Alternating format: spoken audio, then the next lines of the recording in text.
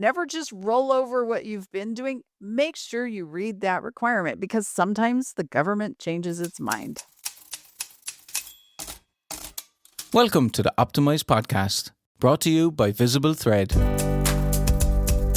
The Optimize podcast is your go-to source for expert insights on BD, capture, proposal management, and government contracting. Each series is hosted by an expert in the field, bringing their unique experience and strategies to every episode. We're excited to have Jeff Shapiro as our host for this series.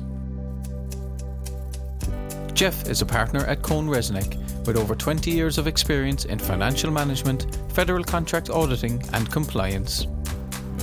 In this series, Jeff and his guests will be diving into the challenges and trends shaping the GovCon space. If you enjoyed this episode, please subscribe on wherever you are listening. Now let's join Jeff on this episode. Welcome, everyone, to the Optimize podcast brought to you by VisibleThread. I'm your host, Jeff Shapiro. I am very fortunate to be joined by Shauna Weatherly. Hi, everyone. Thanks, Jeff.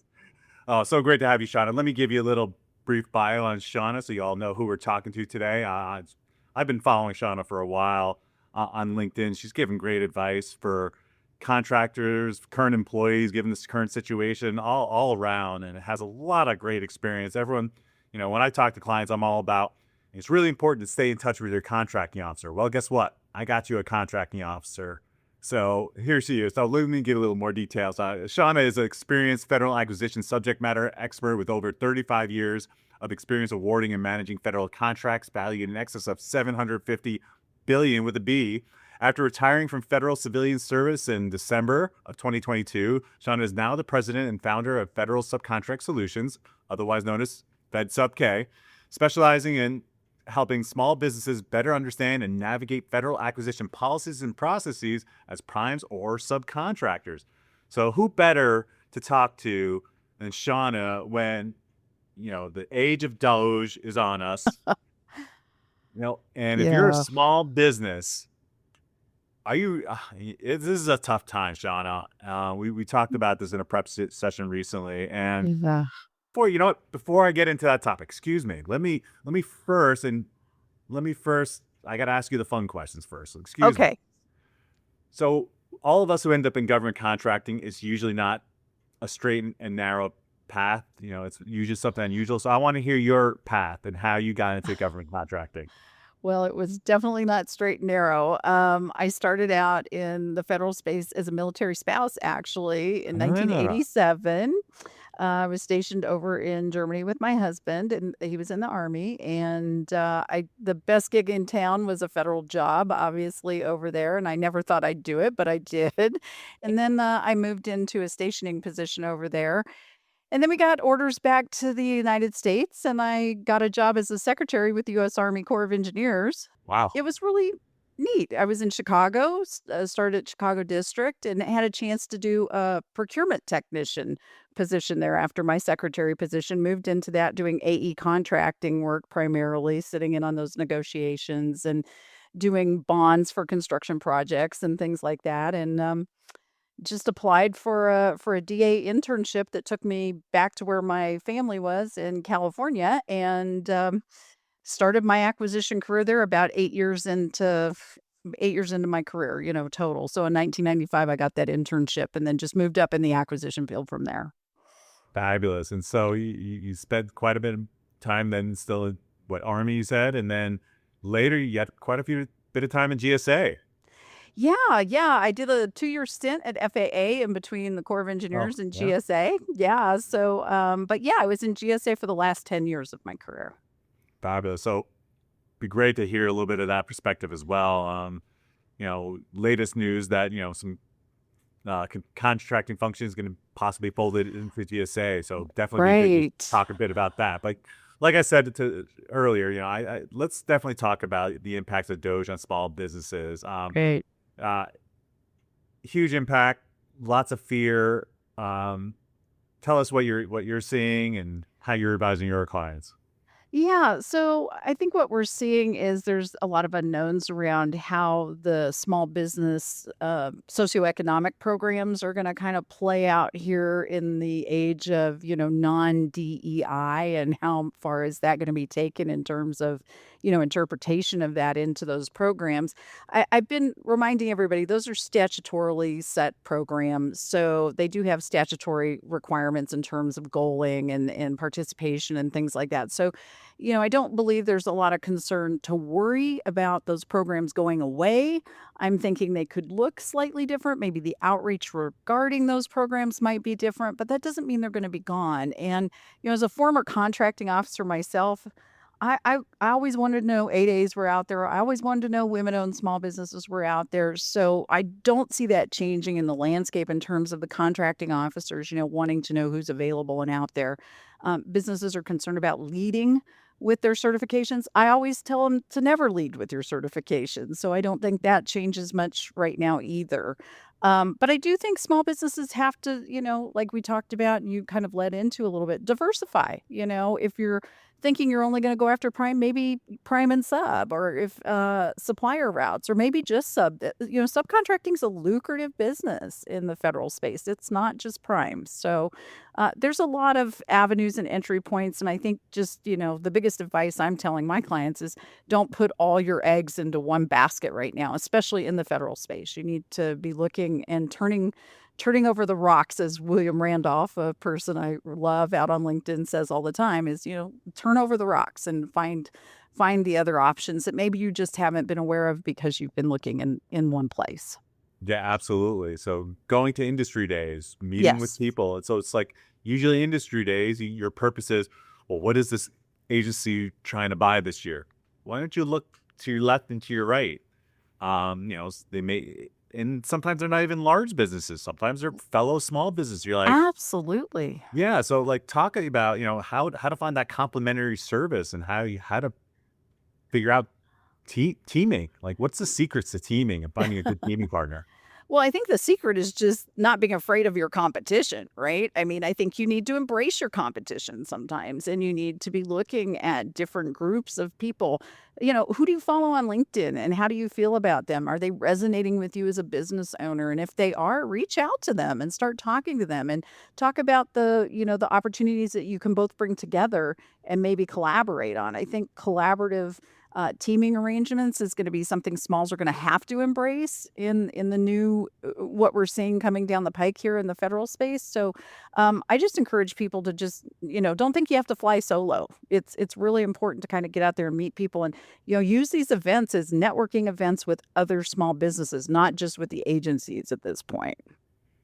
Yeah, absolutely. So, in terms of finding those opportunities besides industry day, what other ideas do you give these smaller businesses for, developing capture strategies? I mean, especially now, when there's uncertainty, there should be Right. opportunity to a certain extent, right? So, Yeah. where should you be turning now for your capture strategy to find these opportunities? Well, I think, I always tell people to start with the data, but going back years in data now is not going to help you. I think it's going to show a false sense of what's out there Mm. and what is we're looking at. So maybe you want to look at the data in the last 6 months or the last quarter, even just to kind of get a feel for what's been awarded and look for some gaps there. I also think you need to re-engage with your current clients or your relationships that you have in government and ask very carefully, very sensitively, because there's a lot of, angst out there in the federal workplace right now. But, just because people are leaving the federal government doesn't necessarily mean they're going to be looking to replace them with, contractor bodies. But there are going to be gaps in what needs to be done. And, we saw this in the 90s, even though this was done at a much slower pace in terms of, riff back then. But we did see that it got cut and then contractor staff ended up, being used. And that's where this whole service contract reporting requirement came from back then, right? Which is now So, gone. That's so which is crazy. now gone. Yeah, I Oh, know it's never knew that would bizarre ever to go me. away. I know I'm shocked that's gone, quite frankly, because I thought that was a really good eye, Sure. on, kind of the balance between the federal workforce and the contractor workforce. But, um, Yeah, I mean, I think it's about, just re-engaging in some of those relationships, letting people know you're still there, you're still available, you're still interested. Because I think contracting officers are hearing, and I am hearing from my own clients and small businesses that people are pivoting. They're pivoting to commercial sector, they're pivoting to, state, local government, higher education. That's all good because we understand you have to stay viable. But, the federal government is gonna need people at some point, and, just letting people know you're still out there and you're still interested, I think is important, and re-engaging and talking to folks on a one-on-one level even, just kind of building that relationship just a little bit further, talking about the pain points they're having just in a daily life of a Fed right now. The stress that comes with it and how you can relate to that as maybe a business because you feel the same way, waiting for opportunities and things like that. So, kind of building that relationship maybe in a different way. Yeah, so let's talk a little bit more about that. I remember at some point, I think it was the Office of Federal Procurement Policy that put out the MythBusters memo. Was it them or was it GSA or I PP? One of the oh, two. All right, let's yeah, just. one of the two. But I there's can't definitely a remember right now. MythBusters memo that one of uh, the annual topic in that memo was contracting officers can never interact with industry, right? Oh, yeah. Yeah, so that's long been told, like like that's sort of contracting officers' job, right? So trying to get in touch with contracting officers. And I get it right now. It's a bit tough of a place. Right. Some contracting officers have had, can I say it this way, warrants suspended, or I don't know, Yes. is that the right term? Yeah, it's the right Um, term. Yeah. and so they're somewhat limited, but still they're often the faces of the agency still, or for their branch, division, whatever name you want to give it. Right. And they understand the needs of the group that they're supporting. Should folks be reaching out directly to contracting officers? Is it the project managers, the branch chiefs? Like, how do you find these people? Well, I think a good place to start that I don't think people always remember is the small business specialists at every agency, right? And every office tends to have that person. And they are really the internal advocate for small businesses, and they can connect you with all those other people because they are involved in all those decisions that occur, in terms of acquisition strategy. Those are all routed through that person for review over certain dollar values, and they are kind of the responsible party to kind of collect this pool of known interested small businesses to kind of help you advocate internally. So I would say that's usually a safe place to start, especially in a stressful time like this, because that is their job. They are a point person for that. So I would say trying that first and then see where you can go from there. But contracting officers, they're probably pretty crazy right now because they're canceling contracts. They don't have a lot of authority right now. Unfortunately, they're not allowed to make some of those independent decisions that they have in the past.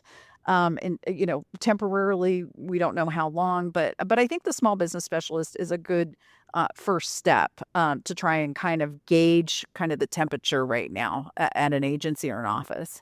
Yeah, and all those offices should still have websites where you have points of contact to call into, Yeah, or email. correct. Um, how about PTAX? I think that program's still going. Well, PTACs are now the Apex accelerators, right? Apex and So, Salary. but Yes. yeah, I mean they're a good place to start too, right?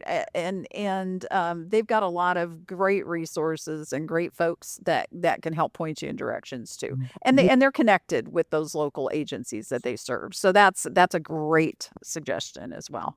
Love it. Now, let's talk about prime contractors. So you talked about, not only looking to be primes, but looking to be subs. I mean, Right. small business goals are not going away. No. There was some talk recently that like they're trying to, SBA was trying to figure out a way to put some teeth into enforcing those plans. I don't know if you have any insight on that, or if you want to talk about how just trying to Well, find the right primes. Well, I'd like to see them go back to doing some subcontracting plan surveillance reviews. We did those, back in the early 2000s where large businesses who had a lot of subcontracting, we would go out and literally go talk to the business. We would look at their files on how they made these promises in their plan about their outreach to small business and how they vet small businesses and how they determine who gets their subcontracts and what subcontracts and things like that. So I would like to see some more, push behind those surveillance reviews coming back and actually, hold some people's feet to the fire a little bit on those things other than just saying, well, you didn't give me any work that I could subcontract out. So, didn't do it. But yeah, I think, looking at large businesses' websites, a lot of them have supplier portals that you can sign up for. So I think that's a really good way to start. Reaching out to larges at some of these industry events, like the SAME, Society for American Military Engineers, has great events where they have large and small businesses.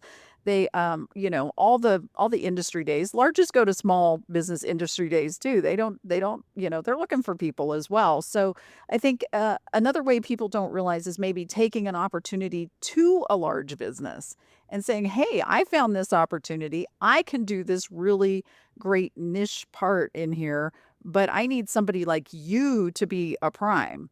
How do you feel about teaming? I think subs often forget that if they bring opportunities to primes, that shows value, right? And I think that's another way subs can, you know, introduce themselves and maybe ingratiate themselves a little bit to large businesses in terms of, helping find those opportunities as well.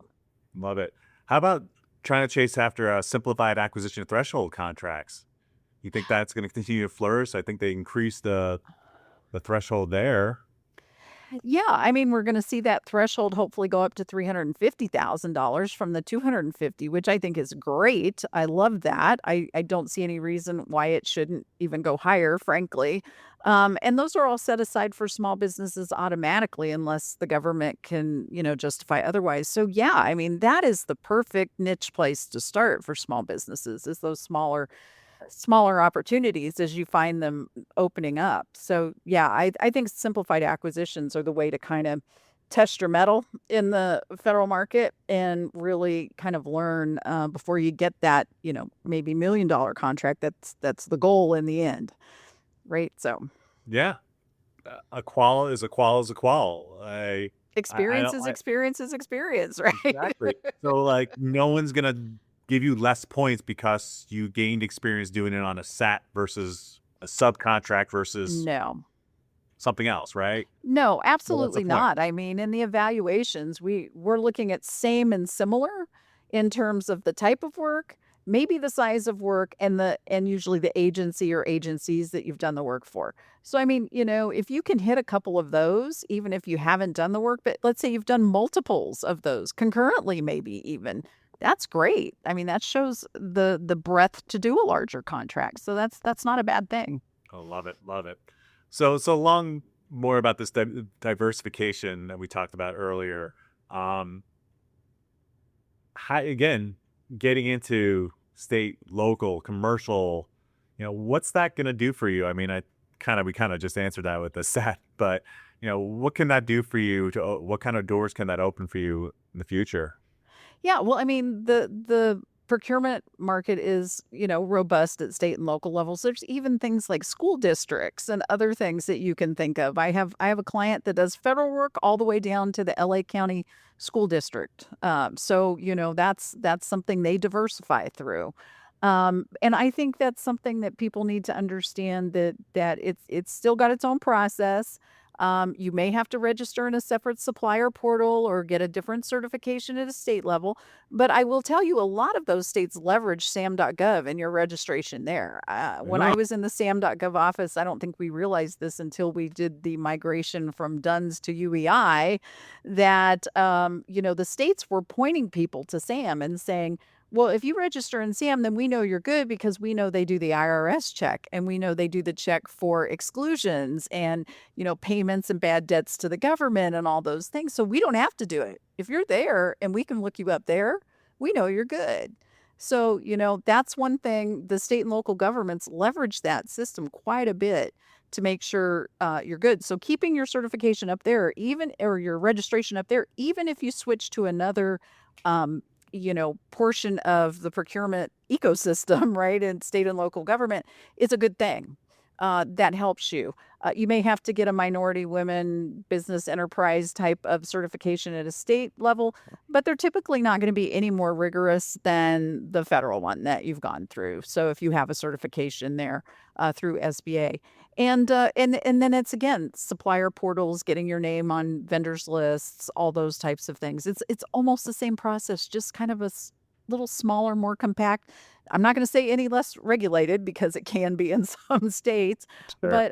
but it's if you've gone through it at the federal level, the state and local level, you'll be able to navigate it. Love it. Love it. So let's talk about SAM.gov, which seems to not be a hugely talked about subject, but like small businesses are hammered by these folks who say, your SAM.gov registration is about to run out. We need to do this for you or else you're going to get penalized. Can you give some fair warning on these scammers and Yeah. what really needs to happen with your SAM.gov? Yeah. Well, there are a lot of people out there that get this list off SAM.gov, as you're starting to expire. They can go out and pull records, and they're going to start calling you. I get the calls too. I have a lot of fun with the calls when I get them, quite frankly. Start recording them and putting them on. Yeah, I mean, it's pretty funny. I mean, I was getting them while I was still a Fed because I had registered my business in SAM knowing I was getting ready to retire, not using it, not making it public, but we used it as kind of a playground for while I was working in the office. And so I would get these emails and I would turn them in. And, SAM.gov is interested in knowing if people are posing as SAM.gov. So if anybody out there has that happen and you don't see any disclaimers, feel free to send it to me. I will push it on to my friends in the SAM.gov office where I left. But there are people out there that will try to tell you it costs money to register, that there is a scoring system and that your score is not high enough. That's a bunch of baloney. It is something you can do for free. Your Apex accelerators can help you through that. There's lots of GovCons out here that are willing to help and even do it for free. I do coaching on that and charge next to nothing, if anything, to do it. Just depends on what you're trying to do or how bad it's been messed up and we got to fix it. But it's really just kind of walking through step by step. And paying attention if you don't know the terms to the glossaries or looking that stuff up.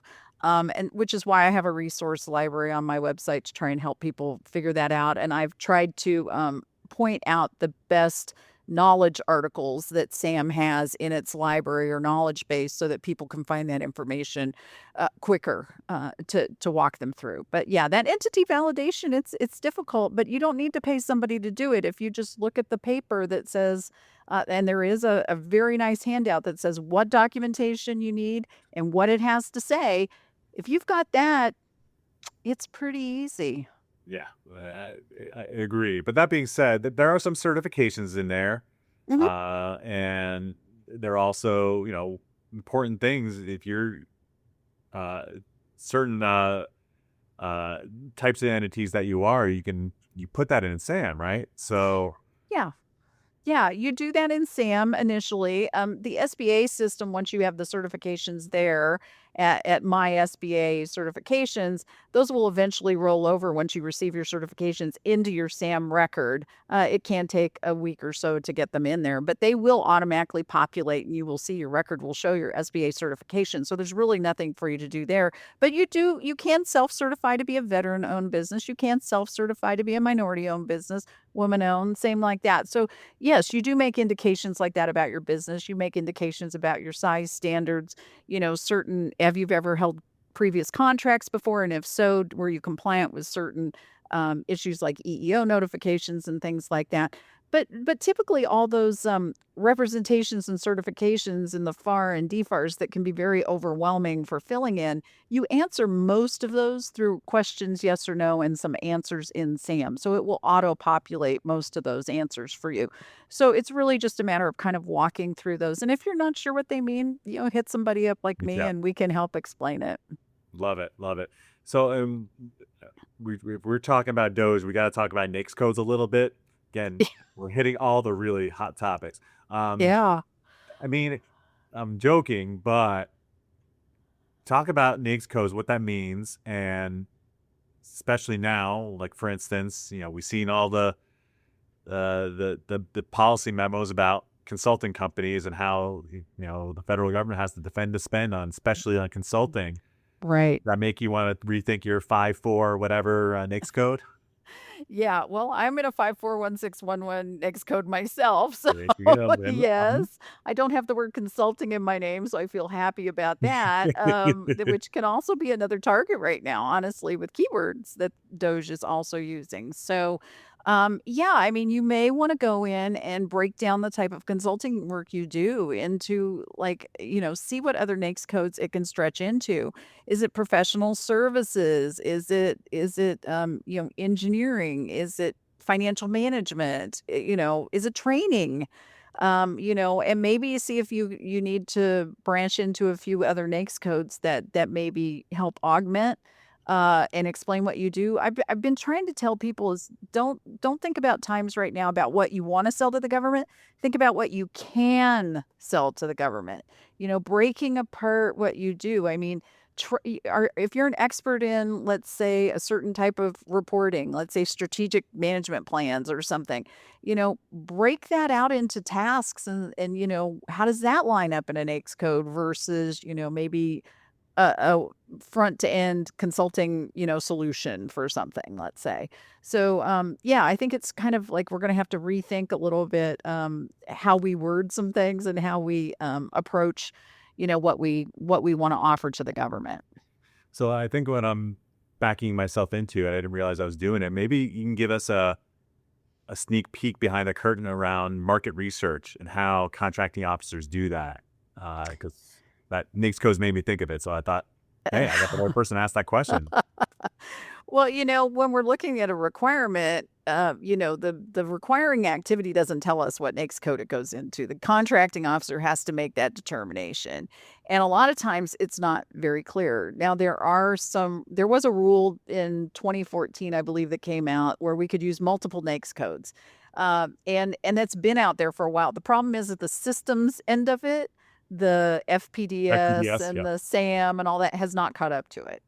So that's why you don't see that as prevalent. But I remember back even in, the early 2000s where we would put a primary and then secondaries on there. And we'd use the size standard based on the primary, but we knew we had secondary work under that acquisition. So we would make sure everybody was aware. But what you're doing is you're looking to see who can perform in what NAICS code. You're pulling the data through DSBS or, even if you're doing an RFI, you're going to indicate an NAICS codes out there and let people know what you're looking for. And then you do your market research based on that. So it is important to have multiple NAICS codes, not too many, because you don't want to have a bunch that make you look like you don't know what you're doing, scattered, Yeah, right? you're probably not a manufacturer and a provider of Yeah. basket weaving IT. service. Yeah, Yeah. there you go. You're not an IT consulting company and Yeah. also an engineering company and also an environmental cleanup company. Yeah, you're Mm. probably not all those things. Yeah. So just making sure you can thread them together somehow in the story of what you provide is important. And you can do that through your NAICS, your website. You can do that through the RFI responses, and you can do it on your write up if you're a small business through your DSBS profile. Love it. Love it. So, slightly bit of a pivot. So, you're a new company, you're seeing some of the fallout in the government, and you have some innovative technologies. What's your advice for these folks getting in? Do they need a GSA contract? Well, I'm a proponent that you don't need a GSA contract if you don't have anybody to sell your services to yet. So, GSA contracts are really, in my opinion, a marketing tool. They're there so that you can walk into an agency and say, I have a vehicle you can get to me. You have that relationship already built. Or maybe it's a vehicle to help you match up with other GSA schedule holders where you can form a contractor teaming arrangement that is special to FAR Part 8, requirements where it's several GSA schedule holders that provide a total response. But I think it's really important to one, again, network, see who's doing what you're doing and see if there's a place for you to fit in.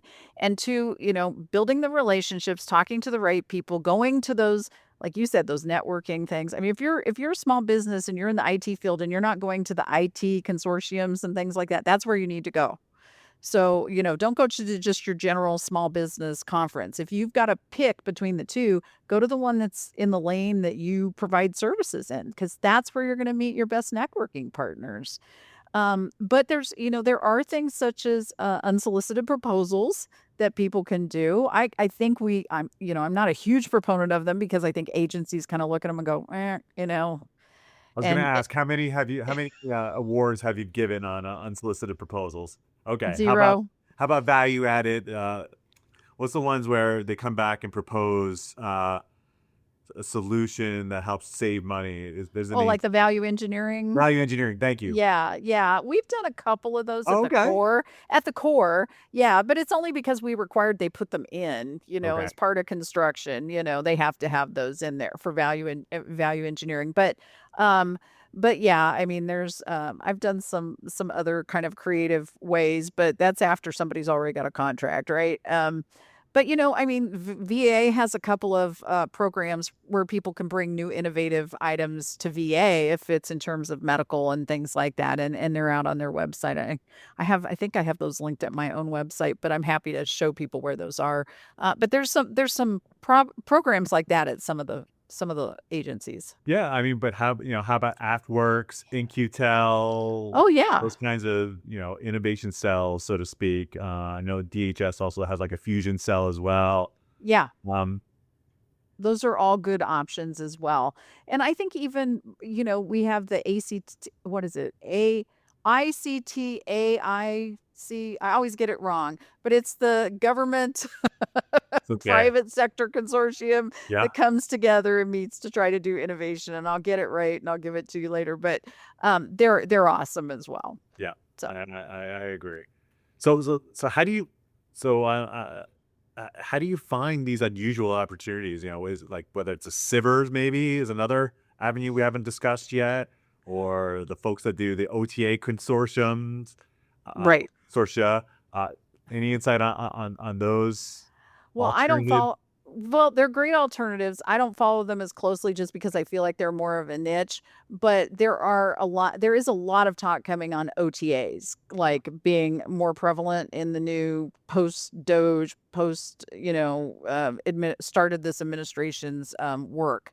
And I can see that happening. I don't see a problem with that. A lot of agencies, even like Air Force, Army, they have their own OTA, specific award groups even that and I've gone to several events here just locally where I live in Oklahoma where those folks are there and they're very popular with the groups to talk to because could be a quicker way in the door. Yeah, I love it. And then speaking of which, I mean, the FAR has always been written that procurement should preference commercial over negotiated contracts. Right. And, the first Trump administration made a push for increased commercial buying, commercial item determinations. Is you see that going to be exploding? How's that going to turn out here?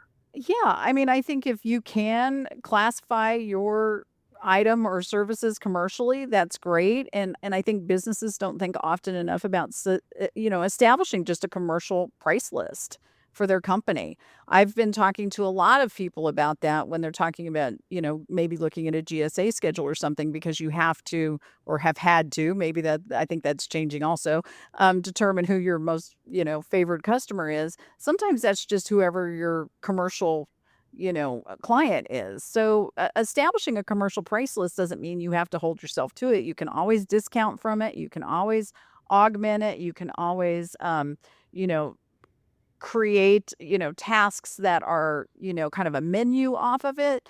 But I think it's always a good exercise for companies to think about their products and services as commercial. We all like to think, and I know especially when I was in DoD, we like to think that we were so unique that everything we did could not be commercial. And there was no way, that, building this building or whatever it was could be commercial. And same at FAA when I was buying products there.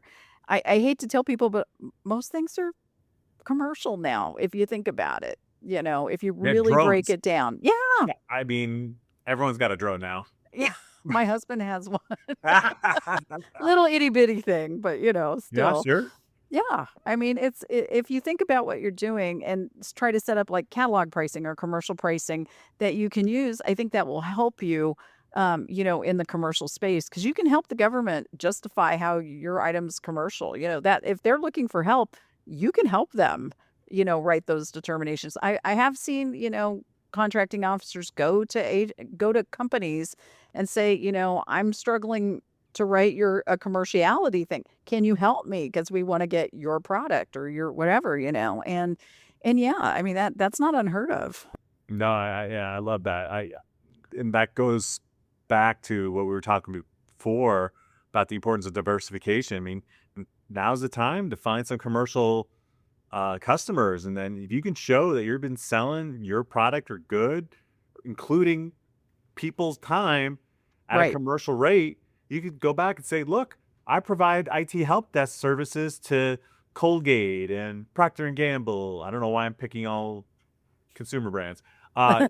For Right. X dollars per hour, I now can offer to you, to help with your student loan Right. servicing or whatever you need a call center for IRS.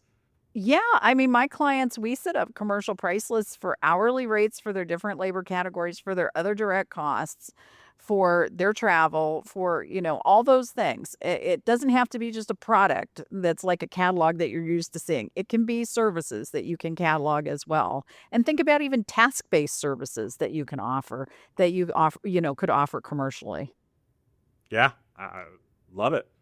So, Shauna, with such a long career, you've seen lots of changes in FAR, you've seen lots of changes in policy. Where are we going next? What are you thinking? Wow. Sorry, that's a loaded question, and we will not hold you to the answer. Oh, yeah, please don't hold me because I think every time I think I've got it figured out, something changes, right? But, no, I mean, I think we're gonna see a rollback on, some regulatory, compliance type things, like we're seeing, like, reporting, and a lot of that has been rolling back.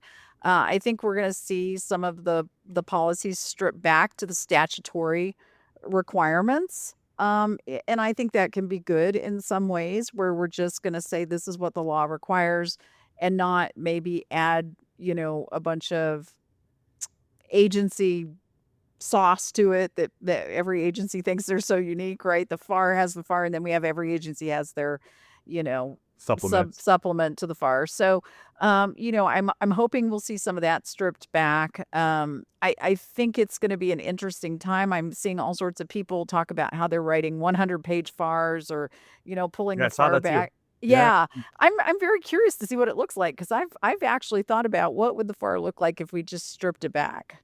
Having sat in some of those working group meetings and hear the discussion of, talking about writing the FAR to the intent of the law. I mean, the laws sometimes are passed that they just tell us what the outcome needs to be, not how to get there. So, some of what the FAR does is it gives us the process to get to the intent of the law. So, sometimes you have to keep that in there because you do have to have a process to do things. It's just how cumbersome does that process need to be, I think. And that's maybe where we're going to see some of that simplify, I hope. I haven't heard anybody in government yet talking about going after the FAR. This has all been people on the side having fun. But I think it's an interesting concept that I think we're going to see over time the Civilian Agency Acquisition Council, the FAR Council, some of those folks. I mean, I think we're going to see them being asked to relook at some of the things they've done. And I know in my old office where I sat in the FAR cases we looked at, they have pushed those cases back to the agencies and to the FAR Council and said, hey, the administration is saying we want you to take another look at these and, see if this is really needed. And if it is, does it have to be done this way? So that's why we're not seeing any, you know, draft proposed rules or final rules coming out right now. It's all under review right now. So Yeah, lots of the regulation that comes out could come out as policy on an agency by agency basis, I think is what I yeah, hear you say. Yeah, yeah, I mean, but at the same time, it also feels that FAR has become like a 50-year history book of lessons learned. Like, right. I would agree with that. Yeah, it's so risk averse yeah, anymore. And that's kind of I learned in an era where my boss said if the FAR doesn't say you can't, then that's your gray area. So let's live in the gray area. Let's work within the gray area. I think some people have learned that the FAR, if it doesn't say you can, then you shouldn't. I think that's the wrong way to deal with the FAR. So I would like to see, if we're going to keep the FAR, kind of have it be like, the guardrails, but not necessarily, have the some, roadmap. we have some, yeah, a roadmap, but not have, have some flexibility in there so that you can take advantage of more, business like, commercial like, and streamlined processes that agencies can come up with over time. Yeah. So contracting officers, you know, even before Doge was happening, it was, a field where it's been really hard to retain the really talented people who can come up with those kinds of creative solutions. And Right. so, is this an opportunity that we can think of some other ways, given even more limited workforce, or maybe we're consolidating them in smaller places to really train and concentrate folks on, look, yes, the FAR gives you lots of different options, but just know that, here's the mission purpose. How you get from here to there. Try not to look what you did in the past. Let's look future, right? Yeah, I mean, I think over time, like you said, it's been a field that's been very hard to retain people in. If you're a good contracting officer, you could get a job anywhere, Yeah. and it happens that fast. I mean, when people that worked for me were wanting a promotion and they start looking, I know I'd already lost them if I didn't have some place I could put them because they were good and they were going to find some place, and as long as they got a great recommendation, which I would always give, that's what's going to happen. So it was a constant churn. I mean, most offices are never fully staffed in the contracting offices anyway, and I tell people it's a thankless job because you don't take summer vacations and you're not there at your kids' first day of school, and you're not there, at back to school night and all these things, usually that happen in August and September, and it's really tough. But I think there's a lot of room for maybe implementing some, maybe some of these AI tools into this area where it comes to maybe doing market research better or doing streamlining some of those more mundane tasks and decisions. Like just something as simple as clause logic would be so nice to get into a contract writing system that really worked well. In my entire lifetime as a Fed, never saw a good clause logic system in the contract writing tools. And, where you could just say, I have a fixed price contract. It's over this dollar amount. It's for construction. Pull my clauses for me. I Yeah. mean, that would save so much time. I don't think people understand how much time that alone would just save. Yeah. There's been contract writing tools over the years that have attempted clause logic, but it's never been perfect. And then as rules change, that clause logic has to keep up. And so I think that's been the problem is have started with something really good. Like in DOD, I think it was SP2 or something is what we called it. PD squared, that's what it was.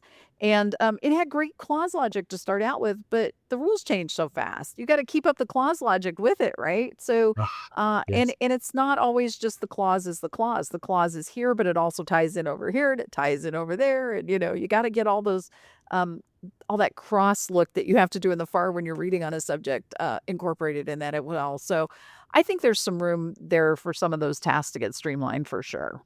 Yeah. I agree. Just like anything. And then I think Right. it's simple, but largely effective solutions. And, you're talking about how to make government more efficient. It's something like that. I think the Yeah. Time 809 savers. panel visited a lot of these kinds of things, not Mhm. not too long ago, and we're still waiting for those recommendations to be implemented. Well, and that's the thing. I've been around long enough that I've seen that happen in cycles, and it's been frustrating because people get really excited about these things and they try to do them. Like there were times where we talked about automating, proposal evaluation and how to do that. And there are some tools out there that Yep. do it. But how well do they do it? And do they take into account, subjectivity and certain things that the government wants to have in their evaluation? And so I have yet to see any fantastic tools come out of that. I've seen a lot of excitement over the years, and then it just kind of, fades out. Fades out. Yeah. Yeah. Yeah. No, having been in the cost evaluation room on the government side, like doing those completeness checks, Oh, that's yeah. days. That's days of sitting there. Yeah. You do L 5.1.1. Yep. 5.1.1.2. Like, Yeah. that's the first thing that typically it's someone like you, a contract Right. officer with the help, an auditor like me. Yeah. Like, we're not even evaluated. We're just saying, did you even answer the question? Yeah. Check the block. Did you check the block? I Yep. mean, yeah, I think there's a lot of room for improvement in that. That is a time-consuming process, and Yes. especially depending on the number of proposals you get in, it can be daunting. I know when I was over in Afghanistan and deployed over there, we would get 80, 90 proposals on, like a road segment over there, and it would be Oh my just daunting. goodness. Yeah, it was crazy.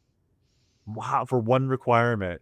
Yeah, one Oh, requirement. sorry. Most every This is not an requirement, quite IDIQ. This is frankly. just for, like, we're gonna help you build a bridge We're over, gonna help you build a section of Kandahar or something. road. Yeah, a Oh section my of goodness. road or something. Yeah, Oh my yeah, it was goodness. tough. Oh my It's goodness. crazy.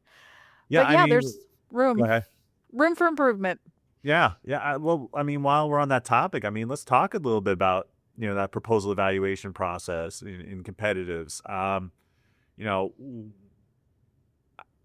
I always tell companies when you're submitting under a competitive source selection to do that RP checklist on behalf of the people evaluated, because Right. you're still dealing with people evaluating proposals. And just for that very reason, that's why it made me think and want to talk about it. So I don't know if you Yeah. want to give any perspective on how to help people get more strengths and weaknesses. I mean, it sounds Yeah. Well, easy. well, I just recently have reviewed a couple of proposals, and I think the biggest thing is remembering not to just regurgitate the requirements back to the government. Yes. Number 1, I know that the scopes of work and the performance work statements oftentimes read, "The contractor must da da da da da da." And if your proposal just says, "We will da da da da da da," we're gonna be like, "Okay, anybody can say that." But how do you demonstrate it? So what you wanna do is you wanna weave demonstrated, um, you know, experience and depth and breadth of skills into your narrative on each of those so that it shows and supports what you're saying, yes, you can do. So I think that's probably the biggest thing is to get, strengths that way. You will get weaknesses if you just regurgitate the Uh, requirements back. can we introduce the term incumbentitis? I remember I That's mine. Yeah, I love uh, that. yeah, I remember being in the room with the source selection evaluation board, and they were just so frustrated that the incumbent was just doing what you just said. They're just like, well, as your agency is well aware, we do this and we are able to generate this report. And they were like, they didn't give us any. Like, you could see the portfolio manager like was almost in tears, like, I'm gonna lose these Yes. people that I love. And no contracting officer or a supporting procurement lawyer is going to look at you and say, give them another chance, just do it, BAFO. No, they're going to probably No. kick them out. No, I mean, first of all, most agencies are reviewing your proposal and they're saying they will own that, your best proposal needs to be your first proposal, right? Correct. So, Oh, love that. Wait, say that that one again. your Say that best one again. proposal needs to be your first proposal.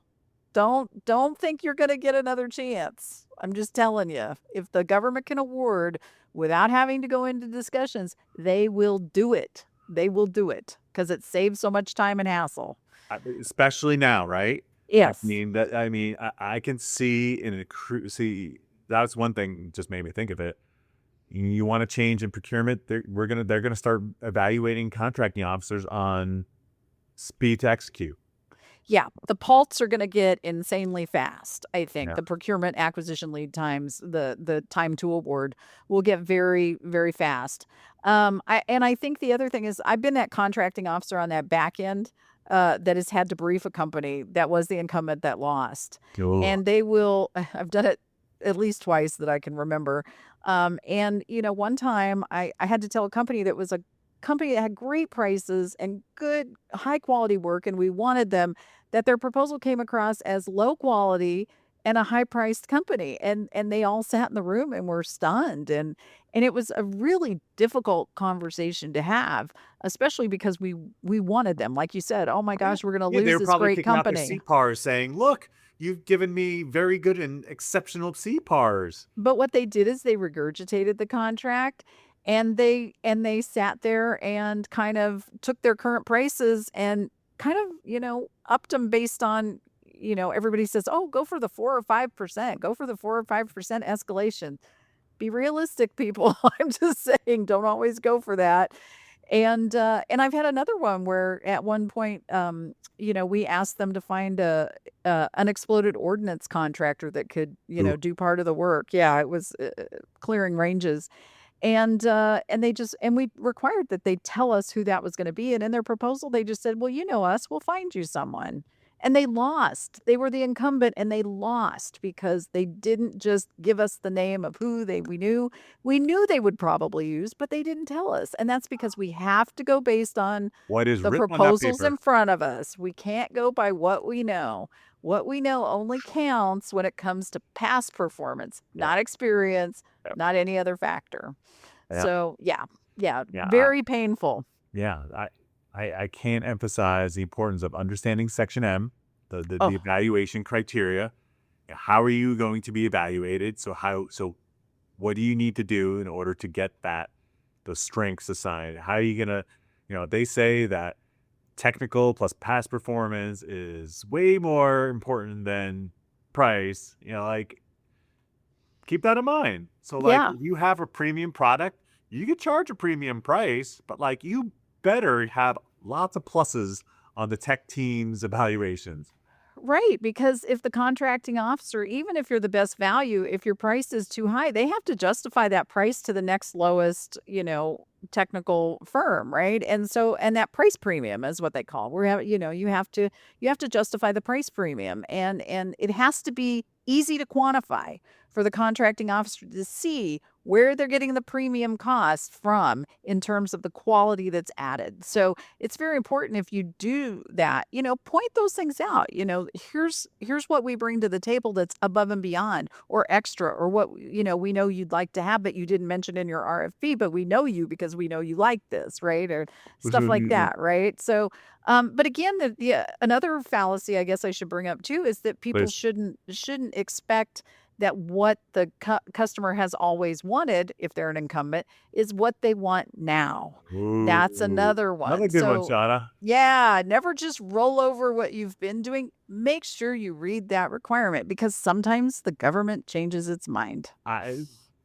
What you just said is exactly what's going to happen. Yeah, Like all the stuff that's going to come up for recompete, yeah, especially within the next 6-12 months, you bet absolutely. your bottom dollar if they're A, allowed to keep it going, B, the language is going to drastically change. Like Yes. monthly reports are going to go from, update me on key personnel and amount spent to what difference did you make in your contract? What was the ROI? What Right. savings did you generate? How many lives did you save? All Right. that kind it's gonna drastically change. Yes. Yes. And if you're not tracking it to that, you're not going to be prepared. So you do kind of need to kind of look at how you're tracking now and look at what the government's kind of leaning toward what it wants to know about projects and things. I mean, we hear about it in the news every day. All What time. are we looking at trying to save or accomplish now in terms of,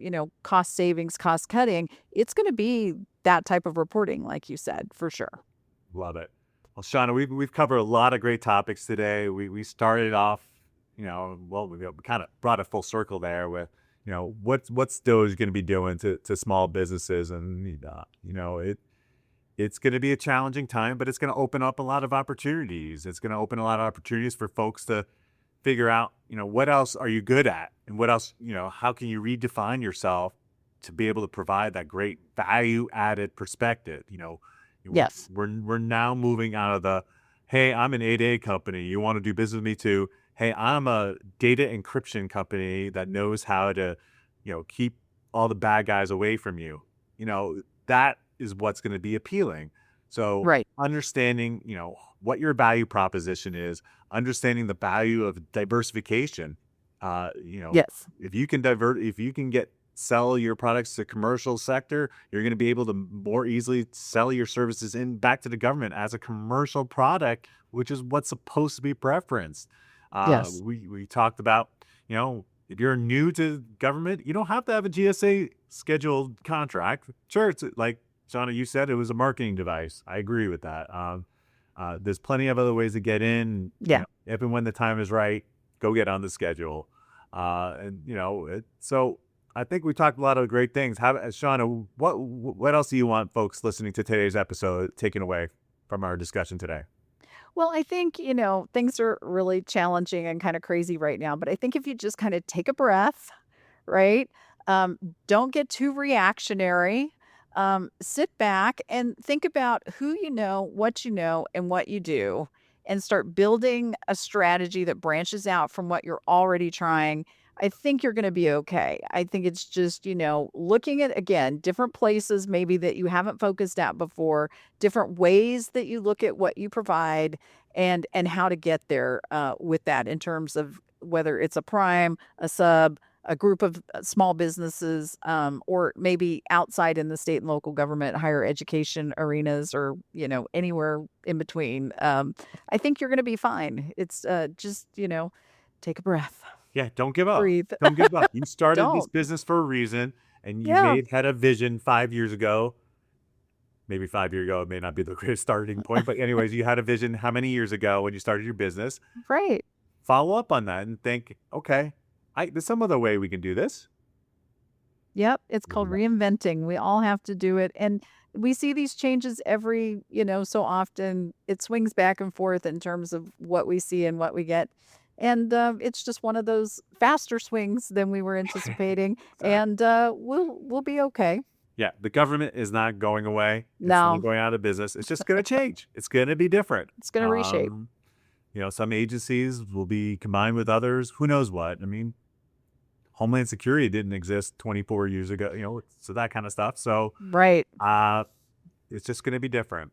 Yep, Shauna, good this has point. been really great. I want to make sure you take a minute to plug your website. You had lots of great references up there. Where can people find all the things that you've been talking about today? Well, I have a website called fedsubk.com. It's fedsubk.com. And I have a resource library out there. I have a pretty healthy, robust blog, and I have some places to start, or just check that you've checked the boxes on your way, and some training about how to maybe look at the market in ways that maybe you haven't thought of. Love it. Yeah, it's a great resource, folks. I highly recommend it. If you listen to today's podcast, please connect with Shauna and myself on LinkedIn. We'd love to hear your feedback, good, bad, indifferent, more ideas that you want us to talk about on the Optimized podcast. We're very much open to this. Shauna, you've been awesome as always. I really appreciate you taking out time to talk with us today. Thanks, Jeff. It's been great. And that wraps up this episode of the Optimized podcast. A big shout out to our amazing host, Jeff Shapiro, and our guest, Shauna Weatherly. You can connect with Shauna in the links in the description. Optimize is brought to you by VisibleThread, the RFP software for analyzing solicitations and contracts, and for creating and editing proposals. VisibleThread is used by 11 of the top 15 US government contractors. For more information, visit VisibleThread.com. If you enjoyed today's episode, please subscribe, rate, and review us wherever you are listening. Stay tuned for more insightful discussions on the Optimized podcast.